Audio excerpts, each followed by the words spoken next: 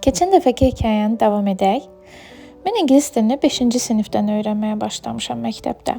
O vaxtda elə idi. Xarici dili ibtidai sinifdən sonra məktəb proqramına əlavə eləyirdilər. Müəllimim çox yaxşı idi, amma biz onda heç bir dinləmə etmirdik. İlk dəfə ingilis dilini ASTV-də İngiliscə xəbərlər proqramında eşitdim. Təbii ki, heç nə başa düşmürdüm. Amma qulağıma elə qəşəng səslənirdi ki, 10-cu sinifdə dedim ki, mən elə bir universitetə qəbul olmaq istəyirəm ki, orada xarici dillər öyrənmə imkanım olsun və xaricə gedim. Məqsədim o qədər spesifik idi ki, yəni heç fikirləşmirdim ki, görəsən nə oxumaq istəyirəm, hansı sahəni istəyirəm. Dillər Universitetini seçdim, qəbul imtahanında yüksək nəticə aldım. 642 bal. Dillər Universitetində ən yüksək balı olan tərcümə fakültəsinə qəbul oldum. O vaxtda hamı təbrik eləyirdi, günlərlə hətta məktəbimiz məndən danışırdı, yadımdadır. Ən pis olduğum şey, babam bunu görə bilmədi. 13 yaşım olanda pis xəstəlikdən həyatını itirmişdi çünki.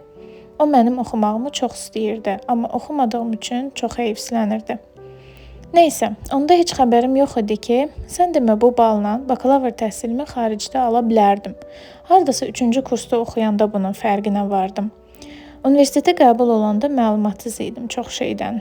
Amma heç bilməzdim ki, bu bal mənə düz 8 il sonra xaricdə təhsil almağıma kömək edəcək.